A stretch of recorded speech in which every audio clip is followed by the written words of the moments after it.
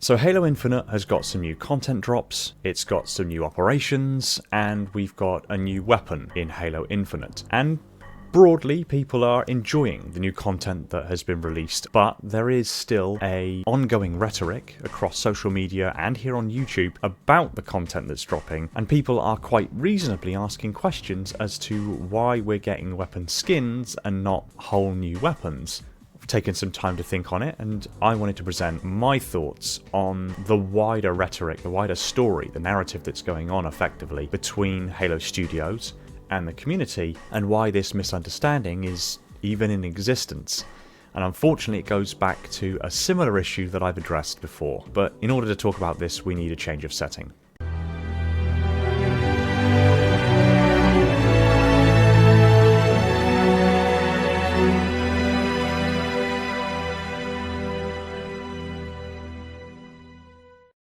Little Chief. Hey everyone, welcome back to Installation 00, and we've had some new content drop for Halo Infinite. There's a larger, wider plan for content now. We've got new operations, we've got new battle passes, new content updates, and a new weapon in the most recent one. Now the weapon is a fuel rod gun of sorts. It's actually the Fuel Rod Spnkr.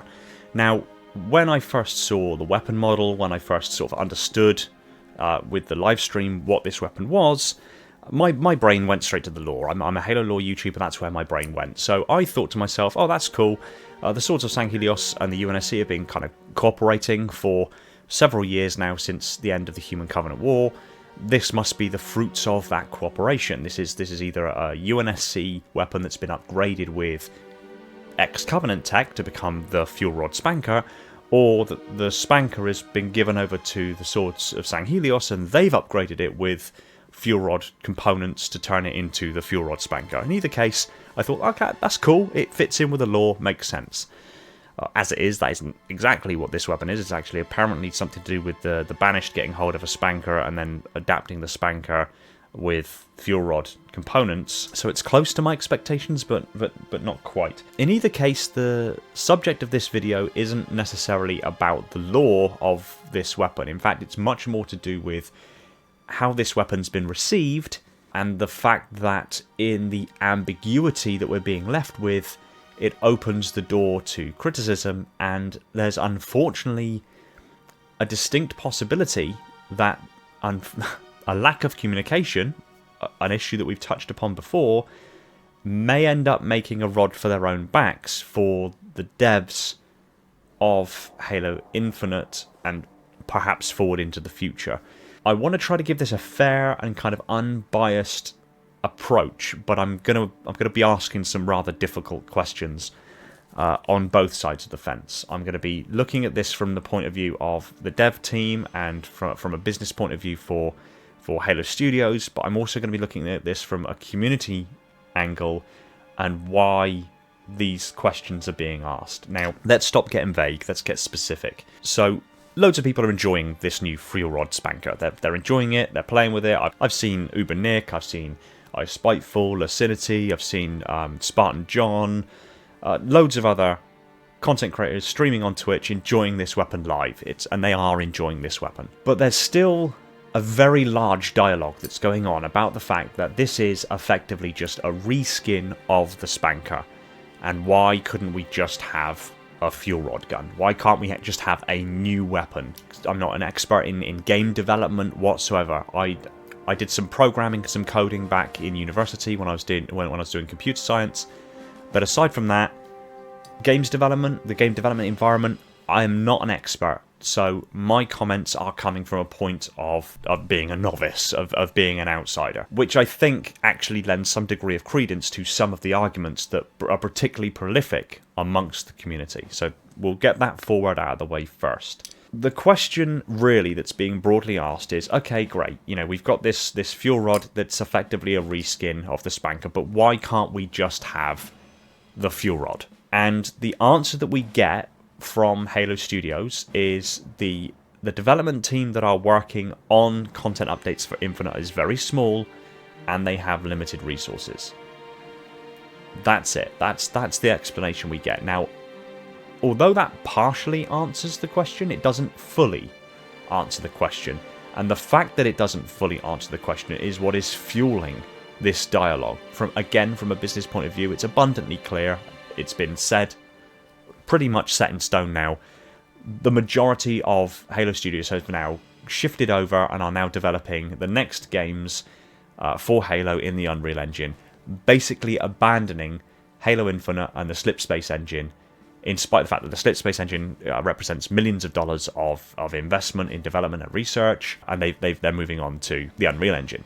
Now, the question as to why it's so difficult for content to be loaded into Halo Infinite may be rooted in the Slipspace engine, but there's arguments on both sides of the fence there as well. The Slipspace engine is highly self-evident at being, at best, really temperamental, at worst, damned near unusable from a development point of view.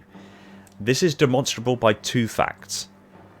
One, it is a bespoke engine designed from the ground up, which meant that due to Microsoft's employment methodology, their ethos of bringing on 18-month contracts, people would come into Halo Studios when it was 343 Industries. They would have to get familiar with a completely bespoke engine that has its own quirks, its own unique kind of way of functioning. They had to get used to using it, and once they finally got traction and started genuinely making good headway and progress and content, their contract would come to an end.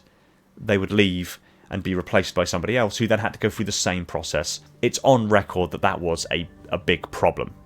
Now, from a business point of view then, moving over from using the Slipspace engine to the Unreal Engine makes a lot of sense, because the Unreal Engine is kind of an industry standard.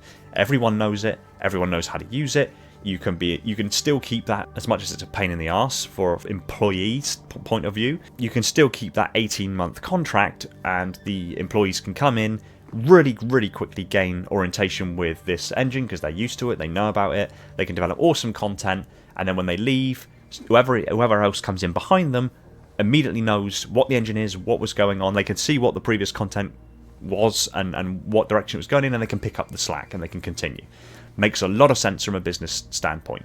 But of course, in that choice, in the fact that the Slipspace engine only survived one single game that was supposed to be a 10-year live service game, and the fact that they've then shifted it over to the Unreal Engine is demonstrable of the fact that the Slipspace engine did not work out the way they wanted it to, highlighting perhaps that it is extraordinarily difficult to add new content to the Slipspace engine. Now, from the community point of view, the Slipspace engine is, as far as we can tell, broadly speaking, built upon the foundations of the Blam engine. And the Blam engine is the same engine that Halo has been running on since Halo CE back in 2001. And because of that, from a layman's perspective, you would look at that and think, well, if it's more or less the same foundational elements, yes, with new plugins and new add-ons and enhanced movement mechanics and this, that, and the other kind of tacked onto the system, if it is at its core the same engine, more or less, why would it be so difficult to take, say, the Fuel Rod from even a more recent game like Halo 4 and Halo 5 and move it over into Halo Infinite Slipspace engine? Why isn't that possible? Why is that so difficult?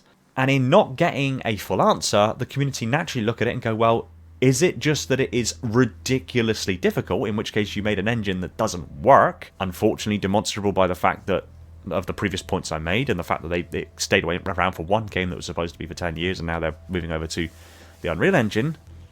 Awkward. Or is it actually relatively easy to do it, but you're choosing not to? In which case, then other questions arises to the motivations as to why you're choosing not to. Is it that you're choosing not to for monetary reasons? Is it that you're choosing not to for profit reasons? Is it that you're choosing not to due to corporate reasons? Is it that you're choosing not to simply because you don't have the resources to do it? But again, from a layman's perspective, from the community standpoint, I think it's a relatively foregone conclusion now that the community as a whole look upon Halo Studios, and before them 343 Industries, they look upon them inheriting the Halo franchise after Halo Reach. And in so inheriting the franchise, they inherited every single archived piece of content and assets and information and code that has ever been developed for Halo ever. That means that they have access in the archive somewhere to every character model, every animation, every line of dialogue, every blade of grass, every tree, every inanimate object, every weapon, every particle effect, every ambient sound, everything that has ever existed in any Halo game ever is accessible in the archives to the devs currently working on Halo. So, because I think that's broadly most people's understanding of it, again, the question crops up. Well, if you have all of that material to call upon, all of those archived assets available, why is it so difficult to take the Fuel Rod from one game and put it into another? Why can't we just have the Fuel Rod? And again, going back to the devs, the answer we get, the team is small, limited resources. So over Halo Infinite's tenure so far, we've really only got 3 new weapons. We got the Bandit, which is basically a scopeless DMR from Halo Reach.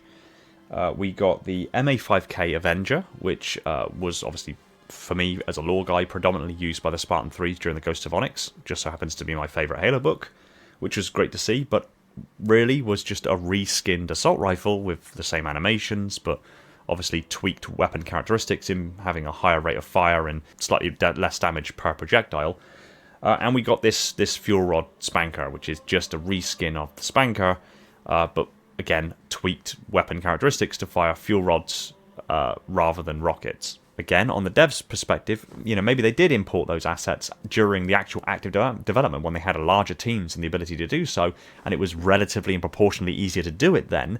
But now that most of the studio have moved over and are working on other Halo games, and the smaller, more reduced and resource-tight team that's working on content updates are in situ, they don't have that amount of manpower and resources to do it. But unfortunately, there are 2 circumstances which then juxtaposition the claims of Halo Studios that the reduced team and resources is the reason that new weapons can't be implemented into Halo Infinite.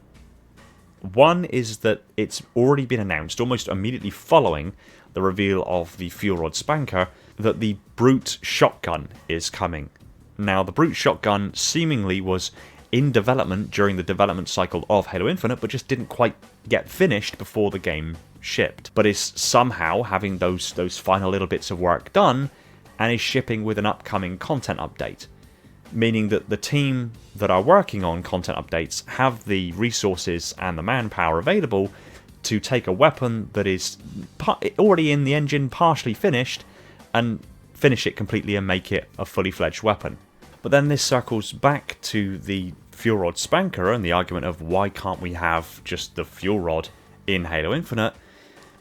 The problem there is that if they're able to deliver the Brute Shotgun, the Fuel Rod exists in Halo Infinite's code. It was demonstrated and showcased during the behind the scenes or the early reveals of Halo Infinite's multiplayer. The game asset was there, the weapon model was there, it was being used. It was still rough around the edges, it needed some refinement, but it was in the code, it was there, it was working.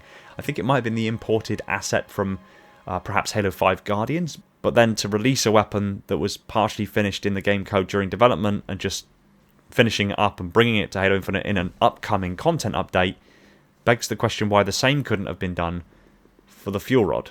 Now again, I'm not saying that the devs are incompetent. I'm not saying that they're actively and willingly and knowingly lying to us, because it may well be that there are mitigating circumstances that make it extremely difficult, nigh on impossible, to implement certain things into Halo Infinite as new assets. There may genuinely be something wrong somewhere along the line that is more complicated than can be easily explained, but that is ultimately hampering new content being brought to Halo Infinite. But of course, if they acknowledged that, and they gave us the reason, they explained it out and made us all understand, they would effectively be, from a PR perspective, be saying, we really messed up with the slipspace engine.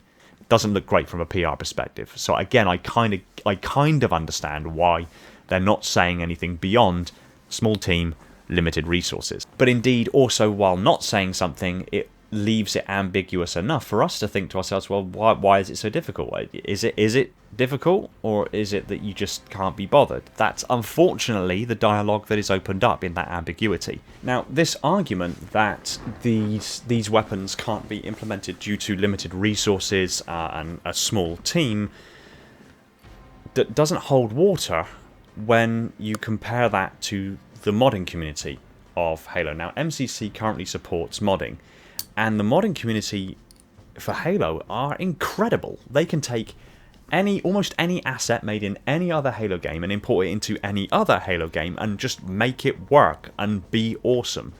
The mods that we've seen come out since modding support has been available for MCC, which, bearing in mind, MCC covers all Halo games released with the exception of Halo 5 and the two RTSs, Halo Wars 1 and 2. They can mod absolutely anything. Like, actually, I'll even go a step further than that. With Halo Wars 1 and 2, I've even seen some of the modders have managed to import assets like vehicles and things from Halo Wars into like the Halo 3 engine and make them work. Which for me, I mean, in Halo Wars 1 specifically, I was a massive fan of the Cobra, and the idea of being able to drive around in like first-person perspective in the Halo 3 engine, a Cobra, and be able to do that dual firing between the two railguns and the two of them coming together and firing a single, big round. Love it.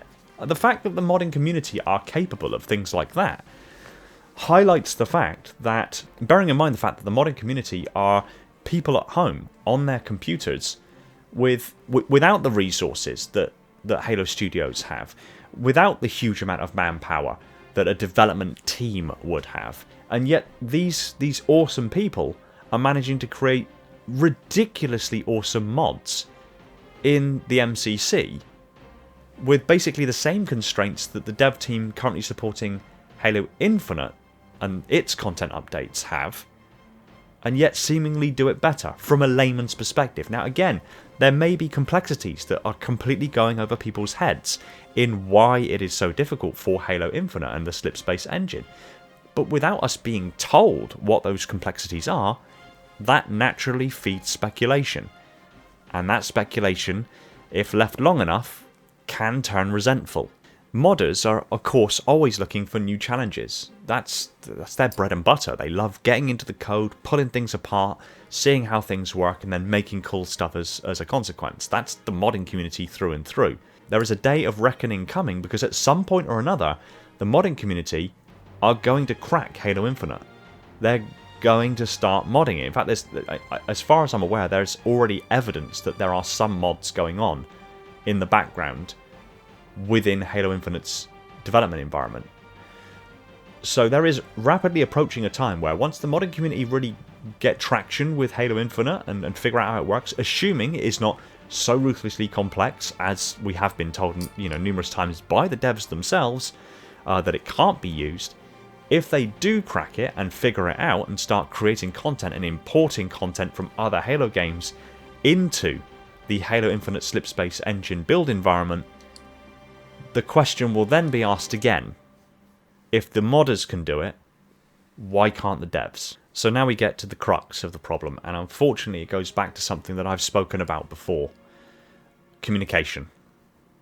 It's one thing telling the community when we ask why can't we just have a fuel rod, and the fuel rod is just the most recent example. It will happen again. It will happen with something else. Something else will come up and the community will go, well, why can't we just have that worked before, or why can't we have this, or whatever. The fuel rod is just the most recent example. It will happen again. So when we ask why can't we have this, that and the other, if the excuse is small development team, lack of resources, and that doesn't fully answer the question, if you leave it to speculation will happen, and the speculation will either continue to be speculative, in some cases descending into resentment, or it will be proven that was a lie when the modders figure out the code and start doing incredible things with the same constraints that you claim are the problem. So what we really need in this circumstance is clear communication. We need to understand. It may be ruthlessly complex, So help us understand why it is so ruthlessly complex, because that will saint a lot of the speculation and criticisms. Because then we'll understand why you're not able to do what it is that we were hoping that you'd be able to do. But then the community also, hand in hand, have to understand that if Halo Studios came forward and say, the reason we can't implement new content into Halo Infinite is because, I don't know, the slipspace engine is just broken. It just doesn't work. We messed up hugely. It's at a bad PR move from a business point of view. So as a community, we can't always fully expect that they're going to be as forthcoming as we'd like them to be. As much as it may, from a community perspective, be good for us, because we then look at them and go, okay, they messed up. They admitted they messed up. It didn't work out. But hey, at least they've told us why this isn't going to happen. Now we know. That's great. We can move on. You know, they messed up. They made a mistake. Hopefully the next game's better. In admitting something like that, it has a knock-on effect for the confidence of investors, for example, the confidence of board members, of stocks and shareholders. It is a business after all, and a business has to be profitable to continue functioning. And in admitting we messed up to that degree, you put that fiscal viability at risk. So while Halo Infinite was intended to be quote-unquote infinite, it didn't work out that way. The game engine is quite obviously damaged, broken, or unusable to a point where it has had to have been abandoned, and the studio has moved over to use the Unreal Engine. That's demonstrable by the facts that we see, which paints a very clear picture as to the overall health of Halo Infinite, and may speak to the complexity of implementing in-game models, or models and assets from other games into the game for the sakes of content updates going forward, all the while the next Halo is actually the target and is being worked on by the majority of the studio. Halo Infinite is reaching the end of its life cycle. So naturally you expect content updates to slow down in that regard, or there to be less support. That's kind of a given. And it all, again, unfortunately boils down to communication. To us asking, why can't we have this?